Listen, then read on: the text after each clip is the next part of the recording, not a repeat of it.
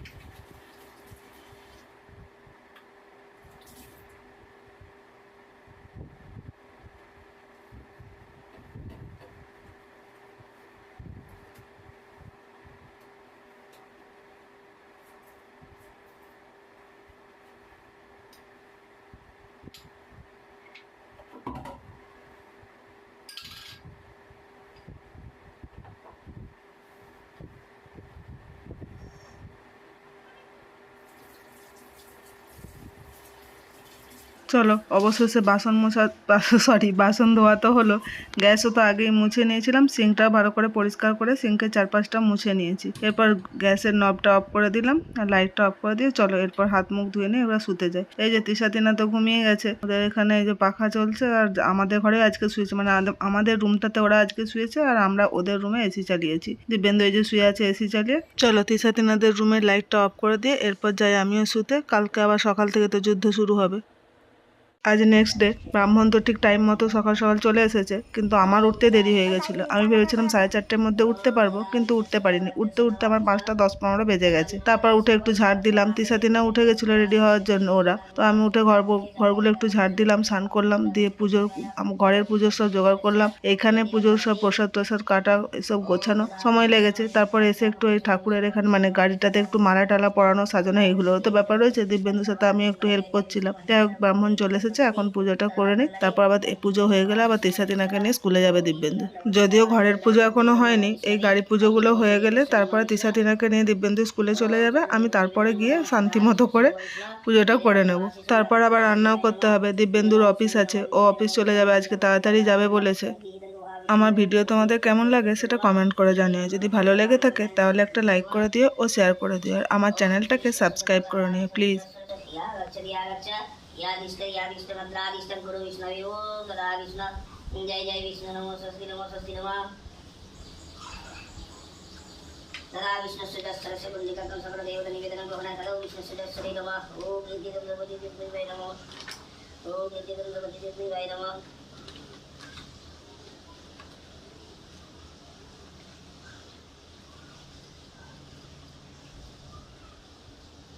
सर्वोदगीतगुहा विष्णु योगेतस्य विष्णु महेश्वरम् एति गन्धवते सर्वादिकल्याणितगीतगुहा विष्णु गंगे जमुना गोदावरी जलस्यतिनङ्कुर ओम एतस्य गन्धवती देवै वैश्वर ओम एति गन्धवती सर्वादिकल्याणितगीतगुहा विष्णु यद्भक्तदेवा यद्विजाय देवी ओम सुत्यं ओम विष्णु महेश्वरी सकल देवता निवेदनं ग्रहणाय नमः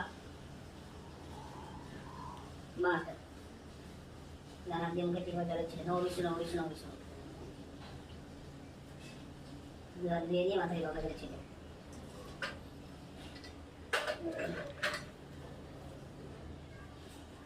असु बल पुष्पे पुष्पे महापुष्पे स्वपुष्पे संभवे माता महेश्वर शुभादि निवेदनं गहनाय भद्रवासे।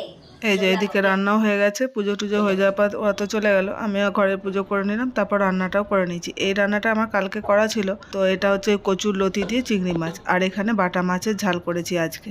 চলো দিব্যেন্দুর টিফিনটা তাহলে প্যাক করে দিই। ভিডিওটা তাহলে আজ এই পর্যন্তই, দেখা হবে নেক্সট ব্লগে। ভালো থেকো সকলে, টাটা।